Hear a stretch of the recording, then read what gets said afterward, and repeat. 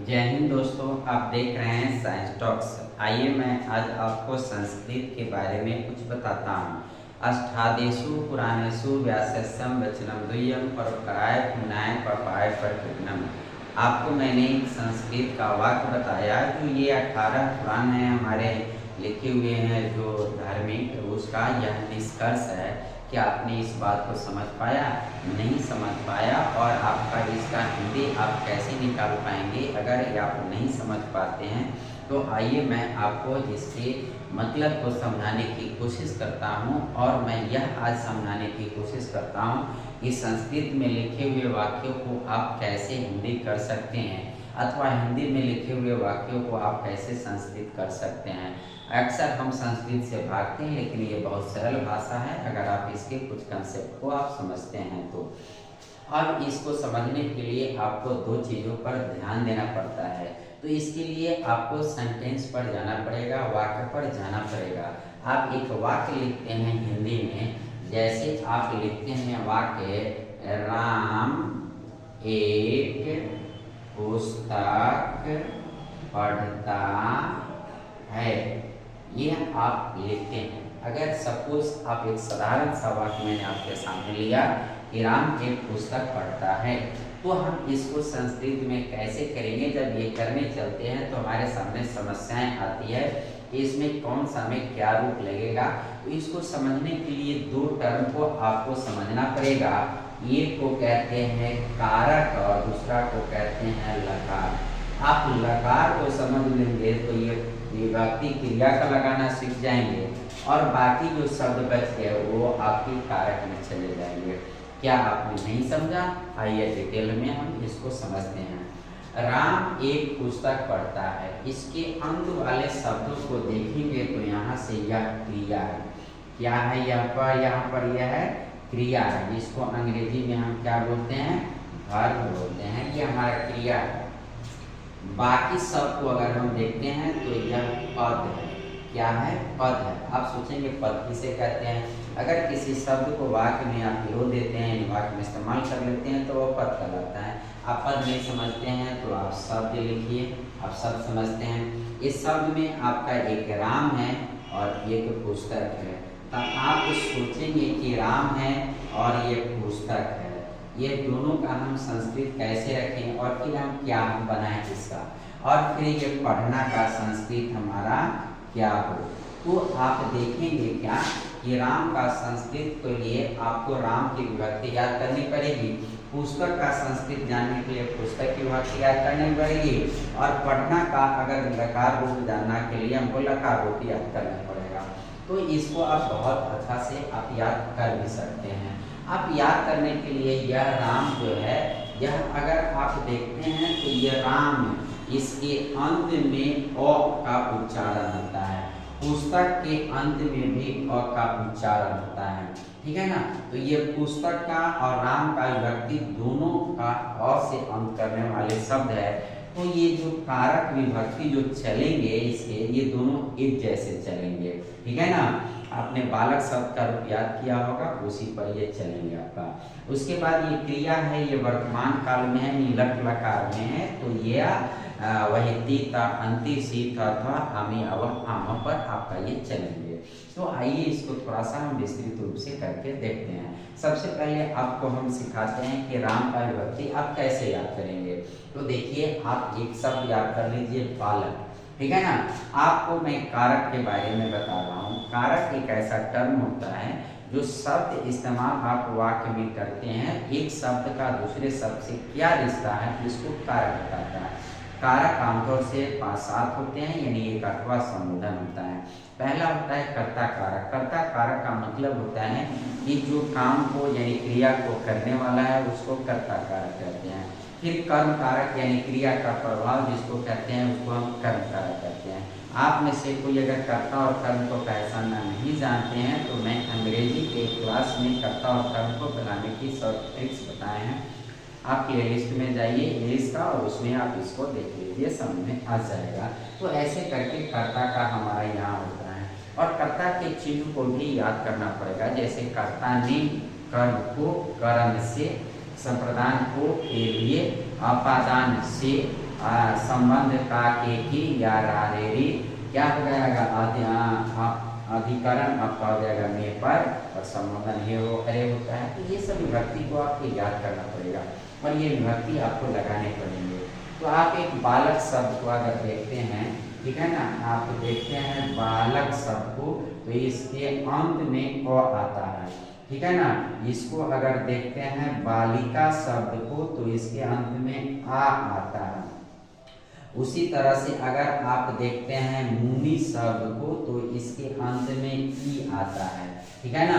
उसी तरह से आप देखते हैं नदी शब्द को अंत में दीर्घ ई आता है। उसी तरह से साधु शब्द को देखते हैं तो अंत में दीर्घ उ आता है। तो आप जो आपका मतलब ये कंफ्यूज रहते हैं कि शब्द रूप हम कैसे याद करेंगे, तो आप अगर एक हिंदी वाक्य लिखते हैं, एक हिंदी वाक्य में आप दो बातें देखेंगे, अंत में क्रिया होती है और बाकी सब शब्द रूप होते हैं। बाकी में आपको कारक की विभक्तियां लगानी पड़ेगी और अंत वाले में लकार लगाने पड़ेंगे।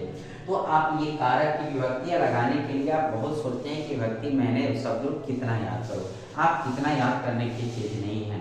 आप याद रख लीजिए, एक आकारांत पर याद कर लीजिए, आकारांत पर एक याद कर लीजिए, इकारांत पर हरस इकारांत पर, दीर्घ इकारांत पर, हरस उकारांत पर, दीर्घ उकारांत पर। इसमें स्त्रीलिंग और पुल्लिंग का भी ध्यान रखते हुए शब्दों के विभिन्न रूपों को आप एक एक समय याद कीजिए और उसी पर इसको रख दीजिए। अब यहाँ पर देखते हैं अ से अंत करने वाले कौन कौन शब्द हो सकते हैं। जैसे राम है, फिर आपने देखा बालक है, फिर आप देखिए देव है, फिर देखिए रावण है, फिर देखिए रमेश है, ठीक है ना, फिर देखिए राकेश है, फिर देखिए गणेश है, ठीक है ना, गणेश है, फिर देखिए महेश है, फिर देखिए पर्वत है, फिर देखिए घट है, फिर देखिए अश्व है।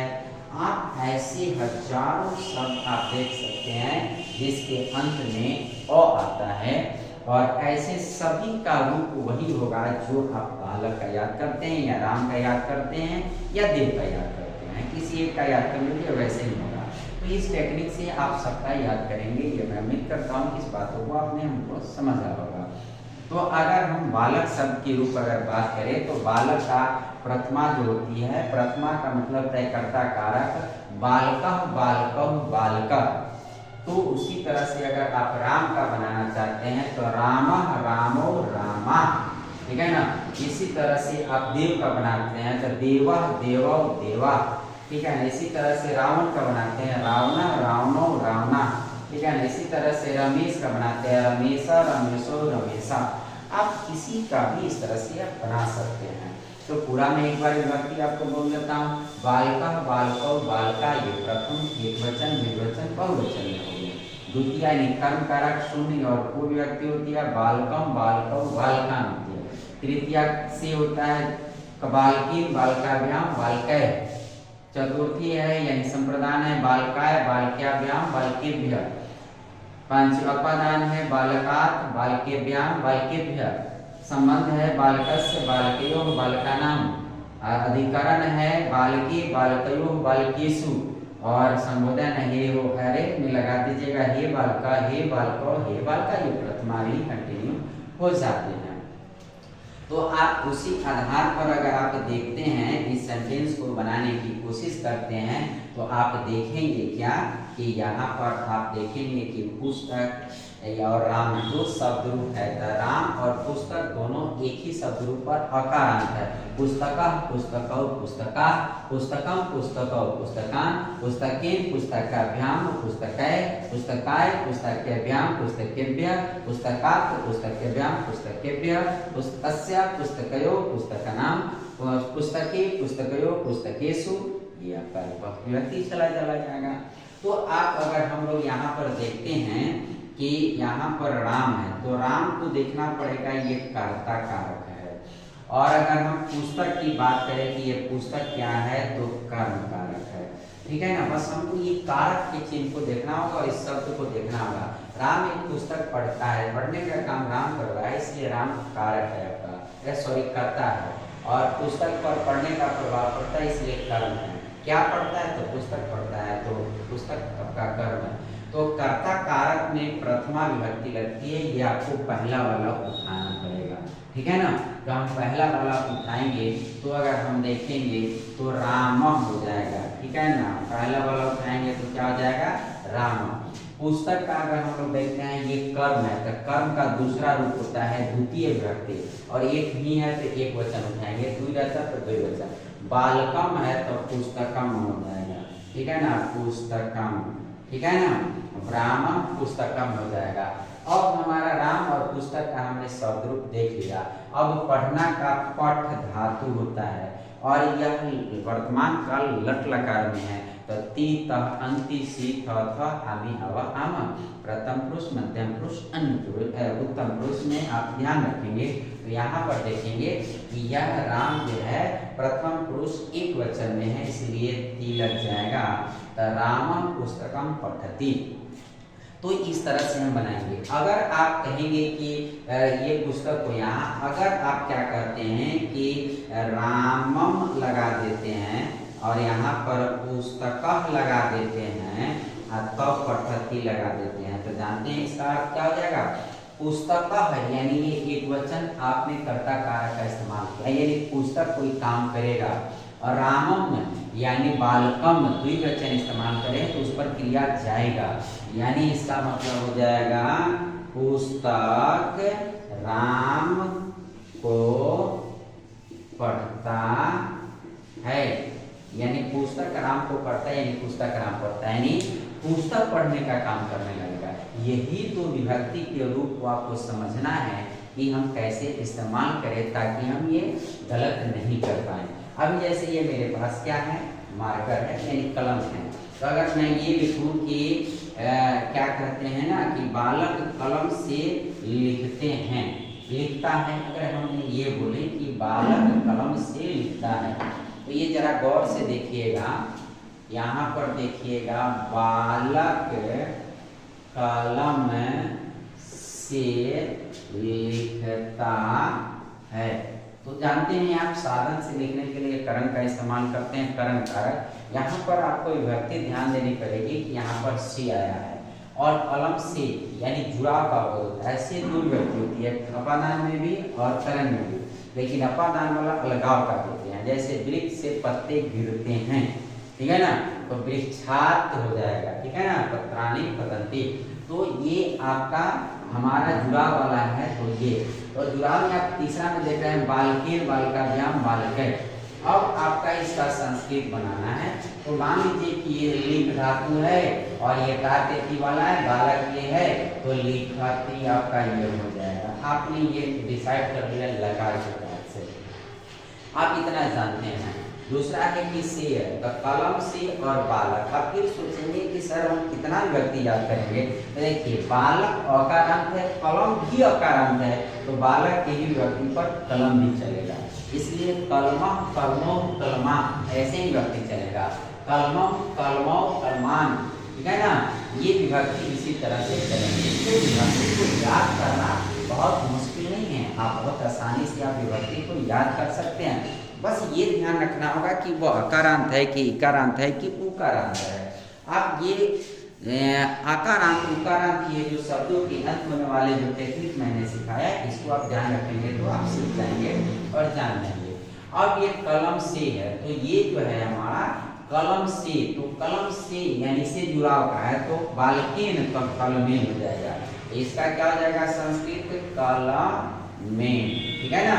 अब बालक है, लिखने का काम कर रहा है, कर्ता कारक है, तो हम कर्ता कारक का पहला विभक्ति एक वचन एक है, तो हम यहाँ लिखेंगे बालक। तो यहाँ हमारा एक वाक्य बन गया बालक और कलमेन लिखती। अब अगर गलती से आप इसमें अगर दूसरा कोई विभक्ति लगा देते हैं और इसमें, अब अगर इसमें ऐसे लिख देते हैं बालकेन, ठीक है ना, कलम लिखती, तो ये अर्थ बदल जाएगा आपका, ठीक है ना। बालकेन इसका मतलब होता है बालक से, कलम मतलब कलम, लिखती मतलब लिखता है, यानी बालक से कलम लिखता है, यानी कलम बालक से लिखता है। तो आपको इस विभक्ति का स्वरूप आपको याद करना पड़ेगा कि किस तरह से क्या है और नहीं है। मैंने शुरू में आपके सामने एक वाक्य बोला था कि आप अष्टादेशु पुराणेषु व्यासस्य वचनम द्वयम परोपकाराय पुण्याय पपाय परपीडनम। तो आइए मैं इसका हिंदी में करना सिखाता हूँ आपको। पहले इस वाक्य में लिख लेता हूँ। दोस्तों संस्कृत बहुत ही सरल है, बस इसमें शब्द रूप को देखना पड़ता है। हालांकि इसको भी याद करने का आसान तरीका है, हम नई कंसेप्ट को समझते हैं इसलिए हम लोग इसको ढूंढते रहते हैं और तब समझते हैं। अब यहाँ पर अष्टादेशु, अष्टादेशु पुराणेषु व्यासस्य वचनम द्वयम, द्वयम अष्टादेशु पुराणेषु व्यासस्य वचनम द्वयम परोपकाराय, परोपकाराय पुण्याय पापाय परपीडनम, परपीडनम। ठीक है ना। देखिए अष्टादेशु पुराणेषु व्यासस्य वचनम द्वयम परोपकाराय पुण्याय पापाय परपीडनम। आपको ये लिखा हुआ है, आप इसके अर्थ को समझ नहीं पाते हैं। अष्टादश, अब एक शब्द आता है हमारा, क्या है? अष्टादश। अष्टादश का मतलब होता है 18 और ये भी अकारांत है। ठीक है ना। उसके बाद दूसरा इसमें शब्द आया है पुराण। पुराण, पुराण का हम लोग जानते हैं, हम लोग का धार्मिक ग्रंथ है पुराण, पुराण लिखा गया पुराण। ये भी अ से अंत कर रहा है, आकारांत है। उसमें शब्द आया है व्यास। ठीक है ना। आप ध्यान रखेंगे व्यास। ठीक है ना। व्यास शब्द आया है तो ये भी अकारांत है। और यहाँ पर और शब्द है वचन। ठीक है ना। तो वचन यानी बोली। ठीक है ना, यानी वाक, ये भी आपका अकारांत है वचन। आप बोली में देख लीजिएगा तो कहिएगा फिर ये देखिए वचन। ठीक है ना। द्वयम, ठीक है ना, द्वि, ठीक है ना, ये भी अकारांत है। ठीक है ना। आप परोपकार, ठीक है ना, परोपकार, परोपकार भी ये भी अकारांत है। उसके बाद क्या है? पुण्य, यह भी अकारांत है। और पाप ये भी अकारांत है। परपीडन, ठीक है ना, परपीडनम। ठीक है ना। तो ये आप सबसे शब्दों को आप देखिए कि शब्दों को का मूल रूप देखिए कि क्या है। अधिकतर शब्द इसमें अकारांत है और ये सारा शब्द रूप मैंने आपको लिखा है वो अकारांत है। तो अष्टादश मतलब 18 है और केसु लगा हुआ है। तो आप यहाँ पर विभक्ति देखेंगे बालकेसु। तो बालकेसु किसमें है? पुल्लल में है। कौन सी विभक्ति में? अधिकरण। तो अधिकरण का विभक्ति क्या होता है? में या पर। तो इसका मतलब हो गया कि ये पुल्लल में है तो इसका मतलब हो जाएगा 18 में। ठीक है ना। 18 में, 18 में कहने का मतलब 18 कोई चीज है यानी यहाँ पुराण है तो 18 में। तो में कहाँ से अंत लाया मैंने? अधिकरण है। और बालकेसु, ये केसु येसु लगा हुआ है ना, इसका मतलब ये हमारा क्या है? बालकेसु यानी अधिकरण में सप्तमी में बहुवचन में है। तो उसी तरह से आकारांत है तो यह गया। ठीक इसी तरह से बालक के जगह पर पुराण रख दिए तो पुराणेषु का मतलब क्या हो जाएगा? पुराणों में। ठीक है ना, पुराणों में। ठीक है ना, ये अर्थ आ जाएगा। अब व्यास है, व्यास भी अकारांत है तो ये बालक पर चलेंगे। और यहाँ पर देखेंगे कि बालकस्य, तो बालकस्य का मतलब होता है बालक का, बालकी, बालके। तो ये राका के की रारे के संबंध का देता है। तो इसका मतलब हो जाएगा व्यास। बालकस्य मतलब बालक का, तो व्यासस्य मतलब व्यास का, पुस्तकस्य मतलब पुस्तक का। तो इसका क्या हो जाएगा? व्यास का या की। ठीक है। तो का की तीनों होता है तो व्यास की हम कर देते हैं। वचनम, अब देखिए वचन का वचनम म बालकम, तो इसका विभक्ति क्या होता है? सुन भी होता है और को भी होता है। तो हम यहाँ सुन ले लेते हैं यानी कुछ भी नहीं, यानी हम वचन यानी बोली। फिर द्वयम या द्वयम, ये भी आपका जो है वह द्वि है तो इसका भी हम वचन ले लेते हैं शून्य, यानी हम इसका अर्थ होता है दो। ठीक है। अब है परोपकाराय, आए, अब देखेंगे बालकाय, तो इसमें को या के लिए। ठीक है ना। तो को या के लिए, तो के लिए का मतलब होता है किसी के प्रति, तो ये के लिए, बालकाय तो के लिए था, परोपकार तो परोपकार के लिए, परोपकार के लिए। फिर है पुण्याय, तो पुण्य के लिए, ठीक है ना, तो क्या हो जाएगा पुण्य के लिए। आप पापाय तो फिर क्या हो जाएगा पाप के लिए। फिर परपीडनम तो वही शून्य विभक्ति है, परपीडन मतलब परपीडन, परपीडन मतलब दूसरे को कष्ट देना, ठीक है ना। पर मतलब दूसरा होता है, और देखिए परोपकाराय और परोपकार मतलब दूसरे का उपकार करना, दूसरे की भलाई करना। परपीडन मतलब दूसरे को भलाई नहीं करना, उसका उल्टा, ठीक है ना, दूसरे को कष्ट देना।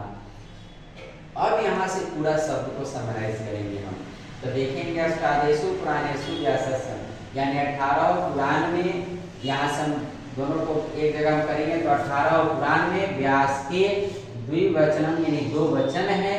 पूरा परोपकार यानी परोपकार के लिए, पुण्य करोगे परोपकार करोगे तो पुण्य के लिए, पाप करोगे परपीडन करोगे तो पाप के लिए। यानी महर्षि वेदव्यास जब 18 पुराण की रचना कर दिए, हिंदू धर्म में 18 पुराण माने जाते हैं, तो 18 पुराण की रचना करने के बाद उनके दिमाग में आया कि आखिर मैंने ये क्या लिखा, तो इस निष्कर्ष तक उन्होंने ऐसा कहा कि अष्टादेशु पुराणेशु व्यासस्यम वचनम द्वियम परोपकाराय पुण्याय पापाय परपीडनम। तो ये इसका मतलब है कि महर्षि वेदव्यास अपने 18 पुराण का निष्कर्ष ये बताते हैं कि आप अगर उपकार करते हैं, दूसरे की भलाई करते हैं तो आप पुण्य पाएंगे, और अगर आप दूसरे को कष्ट कर देते हैं तो आप पाप के भागी होंगे, यह बताया गया है। तो आप इस तरह से शब्द जो लिखे हुए रहते हैं हिंदी वाक्य में, उससे भी अंग्रेजी में कारक विभक्ति को पहचान कर जाएंगे। और आपके सामने अगर क्या लिखा हो, संस्कृत का वाक्य लिखा हुआ हो, तो उसको भी इसी तरह से आप लेकर क्या करेंगे, आप हिंदी निकाल लेंगे, विभक्ति को लगाएंगे और उसके कारक चिन्ह से उसका अर्थ पता कीजिए। ये सब बहुत होते हैं, कारक में थोड़ा सा ज्यादा पढ़ना पड़ता है संस्कृत को जानने के लिए, जैसे ओम नमः स्वस्ति स्वधा लंग षष्ठी योगांश ससुक्ति विभक्ति सहयुक्ति प्रधान तृतीया कर्मणि द्वितीया, ऐसा करके बहुत सारे विभक्तियों को आपको और उसके रूल्स को याद करने पड़ते हैं। आप लिखते हैं, अधिकतर जगह लिखते हैं गणेशाय, गणेशाय, गणेशाय नमः, तो ये आप नहीं जानते हैं कि ये गणेशाय नमः क्या है। तो गणेशाय नमः एक शब्द है, संस्कृत की एक विभक्ति है चतुर्थी की, ठीक है ना, संप्रदान की, उसमें एक रूप दिया गया है ओम नमः स्वस्ति स्वधा लंग षष्ठी योगांश चतुर्थी विभक्ति, यानी ओम नमः स्वस्ति आदि शब्द का प्रयोग अगर किसी वाक्य में आप कर देते हैं तो उसमें आपको चतुर्थी विभक्ति लगाना पड़ेगा। तो आपने गणेशाय नमः देखा होगा, इसका मतलब होता है गणेश को प्रणाम है।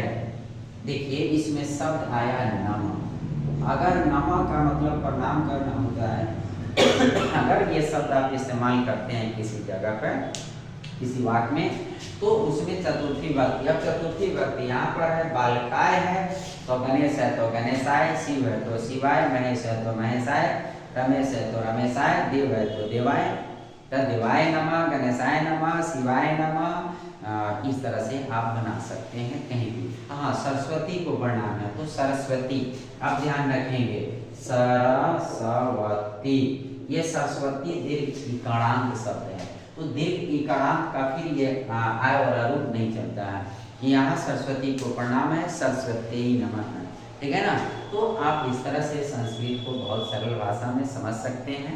मैं उम्मीद करता हूँ कि हमारी बातों को आपने समझा होगा। अगर आपको क्लास अच्छा लगा तो मेरे चैनल को सब्सक्राइब कीजिए और कमेंट